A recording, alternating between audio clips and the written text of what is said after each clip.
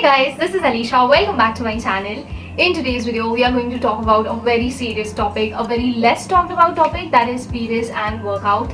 Since the topic is so sensitive, I'm going to pack this video with lot of knowledge, and also we are going to have an in-depth convo over it. In this video, we are going to talk about different types of period depending on the fitness perspective, some workouts, and also we are going to burst down some period related taboos. There are so many. So yeah, without further ado, let's get started. Before we begin the actual video, I wanted to mention that how our body responds to certain things completely depends on how we are treating it at that very time and how we are making our body adapt and respond in that very way. Now, if we talk about periods, there's this thing going around that during your periods, you have to have low on energy, you have to be cozying on your bed, somewhere on the sofa, couch, and you have to rest for the entire day with hot water bag on your stomach and demanding chocolates. Yes, I do that. Well, this is all because of the deep-rooted mindset and the hush-hush period talks in our societies. But I think things are changing a bit. I mean, it's 2020. How can I say so normally? It's effing 2020. We are evolving. Even right now we are having a talk on periods and workout. Wow, that's so great. Now, periods and the pain following it divides the women in three different categories depending on the fitness and workout perspective: the red zone, the green zone, and the yellow zone. Let's begin with the red zone ladies first. And red zone, that is danger zone. Mostly women belonging to this category faces excessive blood flow for around 3 to 7 days, excessive stomach cramps, basically the entire lower body cramp, heaviness, bloating, skin breakouts, and tons of mood swings. Above all, if you belong to this category, come. I have my heart with you ladies.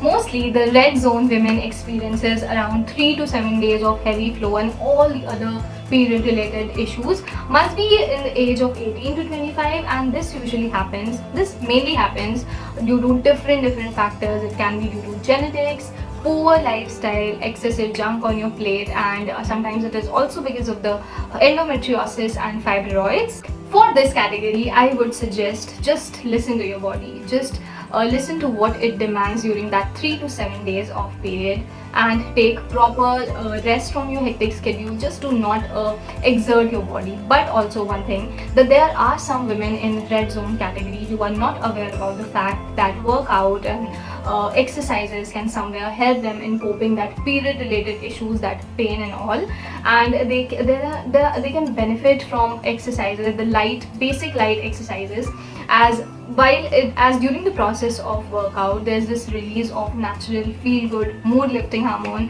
endorphins, which can somewhere relieve your muscular cramps, your stomach cramps, and combat mood swings. So just try to experiment out and figure out what is good for your body. You can do basic exercises like walking, relaxed jogs, even if you are in this red zone category, and you can increase or decrease the level of workout depending on the response that your body gives. Other than that, you can do things in a planned order. I mean, you know your period's date. You can just go a little too higher with your workout session prior to your period week, and just slow down during the periods, and this will somewhere balance out your periods and workout routine too.